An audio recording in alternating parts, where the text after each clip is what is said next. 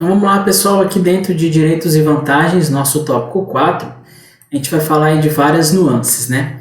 A gente vai falar aqui das nomenclaturas utilizadas, algumas observações em relação aos descontos na remuneração e das vantagens propriamente ditas. As nomenclaturas, quando a gente fala dela, a gente tem aqui vencimento, que é a retribuição pecuniária pelo exercício do cargo, é o dinheiro que você recebe para você trabalhar para o Estado. A gente tem as vantagens, que é tudo aquilo que vai além daquela retribuição pecuniária, tá bom?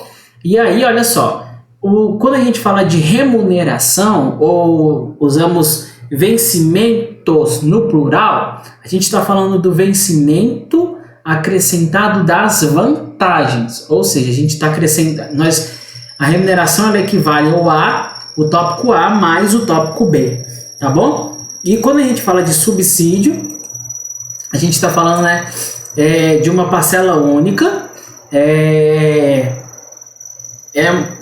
o agente ele vai receber ali uma parcela única, essa parcela única ela é vedada a qualquer tipo de acréscimo, então a gente tem lá, é vedado gratificação adicional, é vedado abono, é vedado prêmio também, é vedado verba de representação e qualquer outra espécie remuneratória.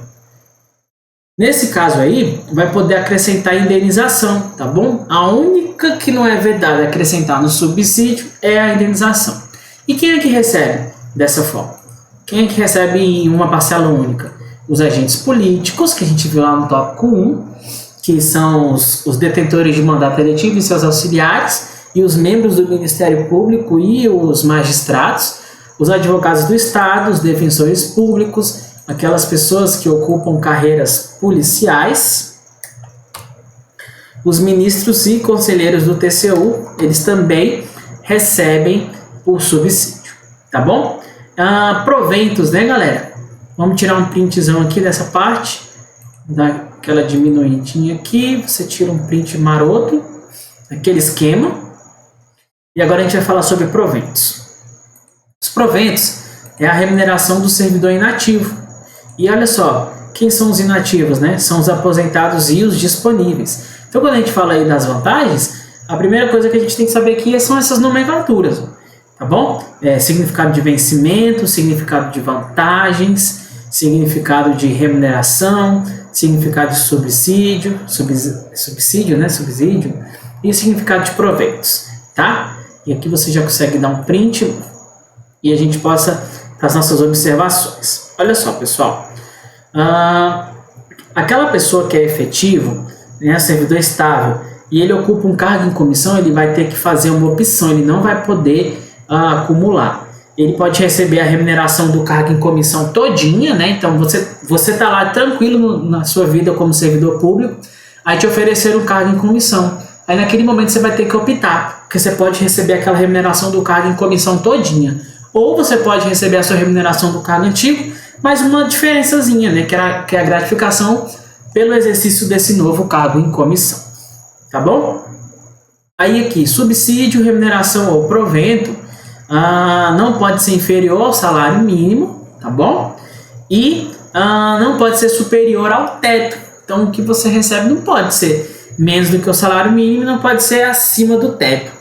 Aí olha só, pessoal, o que é o teto, né? Na Constituição Federal, ela diz que o teto é o subsídio dos ministros do STF. Agora, a CETO, que é a Constituição do Estado do Tocantins, ela diz que no Executivo é o governador, no Legislativo é o subsídio dos deputados estaduais e no Poder Judiciário são dos desembargadores do Tribunal de Justiça do Estado do Tocantins. Tá bom? Lembrando que perde a remuneração o servidor que, faltar de forma injustificada, ou seja, ele falta de forma injustificada, né? Lembrando que se essa falta for justificada, ele não prejudica o serviço, porque ele vai poder compensar essa falta que ele justifica, tá bom? As saídas e atrasos antecipados sem justificação, tá? E deixar de comparecer aos plantões e às escalas de revezamento. Então faltou e de qualquer jeito você vai perder de forma proporcional aquele seu dinheiro ali, tá? Daquele tempo que você faltou, daqueles dias ou horas que você faltou. Não pode acumular os proventos da aposentadoria com a remuneração da atividade, então de repente o servidor aposentou e depois ele passou no outro concurso mais velho já. Isso não, ele não pode acumular, né? Só se ele tiver dentro daquelas hipóteses que a gente viu, ó. Lembra aquelas hipóteses de acumulação de cargo? 2 de professor, um cargo técnico-científico mais um de professor, 2 da saúde com a profissão regulamentada, certo? Um de promotor ou um de juiz mais um de professor e um de vereador mais um cargo efetivo. Se ele tiver dentro dessas hipóteses, ele pode acumular a aposentadoria antiga dele como servidor, tá? Se ele estiver ocupando cargos eletivos também, ele foi eleito, né? E cargos em comissão também. Tá bom, pessoal? E essas são aqui as nossas observações. Já dá para você dar um print aqui só nessa parte das observações. Porque você vai montando aí seu material. Agora, olha só. Desconto na remuneração não é a regra, né? Porque a sua remuneração tem caráter alimentício. Então, o que significa? Significa que você utiliza ela para sobreviver. Tá bom? E aí, excepcionalmente, pode ter. Vai ter desconto da sua remuneração por imposição da lei, como, por exemplo, o imposto de renda, retido na fonte, mandado judicial, né? Como, por exemplo, a pensão alimentícia aí, de um pai que, de repente, tem que pagar a pensão alimentícia para o filho. E essa pensão alimentícia ela pode ser uma decisão liminar, que é antes da decisão final no processo, né? Que a decisão final é a sentença. Pode ser por tutela antecipada, que também é antes da decisão final. E também pode ser uma decisão final, que é a sentença judicial transitada lá em julgado. Beleza? E também, se o servidor autorizar, ó, essa terceira hipótese, pode ser num programa de caráter social, como, por exemplo, Criança Esperança, né? Mas aí, como, igual eu falei, tem que ter autorização do servidor. Programa de capacitação funcional, né? Algum curso, desde que o servidor também aceite, tenha autorizado. Convênio com instituições credenciadas, como, por exemplo, os bancos, né? Então, é aqui que acontece a consignação em folha de pagamento, é um convênio com os bancos. E aí, olha só que interessante, quando a gente fala dele, tem que ter autorização escrita do servidor e o máximo que vai poder descontar por mês é 30%. Joia? E reposição ao erário, né? O que é o erário? O erário são os cofres públicos. E aí tem algumas regras se o servidor tiver que repor o erário. Ele vai ter que repor aquelas parcelas que ele recebeu de forma indevida. Então esse é o significado do termo reposição. Ou ele vai ter que indenizar, e ele vai indenizar o quê? Os prejuízos e danos que ele causou por dolo ou culpa, tá bom? Então, repor é o que ele recebeu de forma indevida, indenizar é o prejuízo que ele causou, pagar o prejuízo que ele causou. E previamente ocupado pelo servidor, né? São aí nos casos que o servidor ocupava o cargo, certo?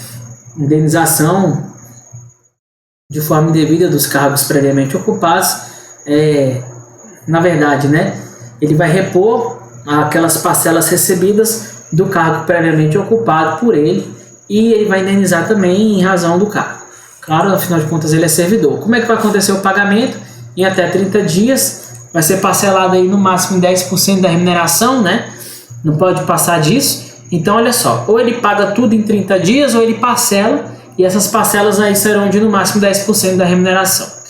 E se o servidor for demitido, exonerado, aposentado, tem sua aposentadoria ou disponibilidade cassada durante esse pagamento, o que vai acontecer? A administração fica sem receber esse dinheiro? Não. Ele vai poder parcelar e pagar no mínimo 20%.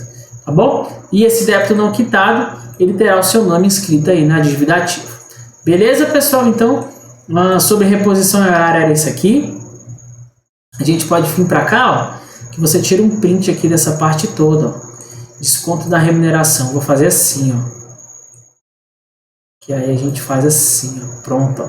Você consegue pegar tudo aí, olha que massa. Beleza? Então tá, vamos lá para o nosso tópico 4.3, direitos e vantagens, descontos na remuneração. Nosso tópico 4.3, vantagens. Quais são as vantagens que o servidor recebe, né? Lembra que de acordo com aquela primeira parte aqui, ó, vem cá para você ver, ó, vantagens, né? Tudo aquilo que é pago além do vencimento, né? Então a gente tem o vencimento mais as vantagens. Então o servidor ele recebe o quê? Uma remuneração, que a gente também chama de vencimentos, né? Então ele recebe o dinheiro mais as vantagens. E o que são essas vantagens? E é isso que a gente vai ver aqui, ó. tudo aquilo que é pago além da remuneração. São essas vantagens, certo? Aí olha só que interessante. A gente tem várias, né? A gente tem 4 grupos diferentes, que são indenizações, auxílios pecuniários, gratificações e indenizações pecuniárias. E aí, o que acontece, né? Deixa eu consertar aqui, que a gente vai consertando esse mapa mental para ele ficar bem top para quem for usar depois. E aí, olha só o que acontece. As indenizações, elas não se incorporam aos vencimentos do servidor. Então, o que significa? Ele recebe uma vez por conta daquela situação, e se aquela situação acabar, ele para de receber. Acontece a mesma coisa com o auxílio pecuniário. Agora, as gratificações, elas se incorporam, tá? E as indenizações pecuniárias, elas se incorporam também. Deixa eu só dar uma conferida aqui na lei, pessoal. Tá? Que a intenção dessa aula aqui é ficar tudo redondinho, né? Então a gente vai conferindo aqui com calma, na manha. Você acelera aí se precisar. Eu vou dar aqui uma pesquisada na lei 1818. Vou achar aqui para nós a lei 1818. Pronto, já achei.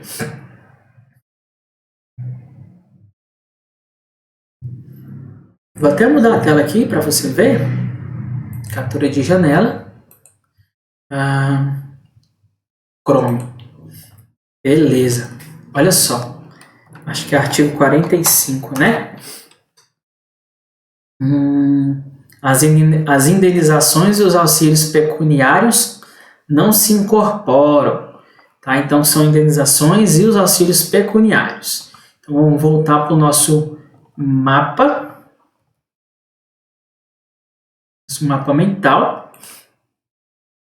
As indenizações e os auxílios pecuniários não se incorporam, o que significa que as gratificações e as indenizações pecuniárias se incorporam. Tá certinho, que era só isso que eu queria conferir. Aí, olha só.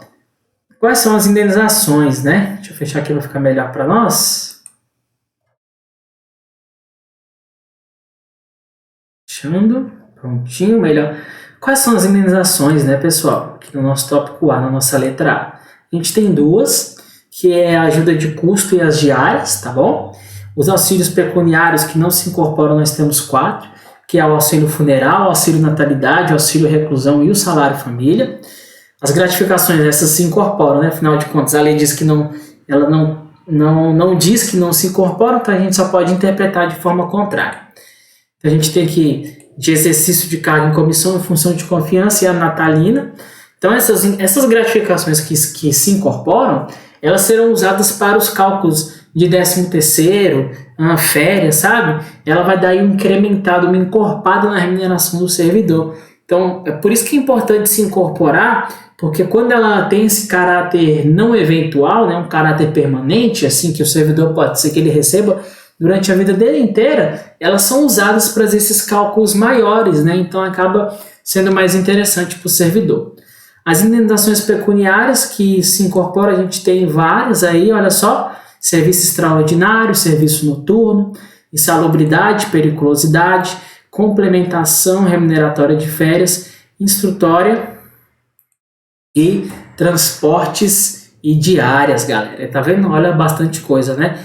Então aqui eu separei, dá o seu print aí, e aqui nesse tópico, no próximo tópico, a gente vai falar delas propriamente ditas, ó. É um tópico bem grande, bem extenso, que eu acho que eu vou até dividir para a gente poder ver ele aí na nossa próxima aula. Beleza? Então, até já!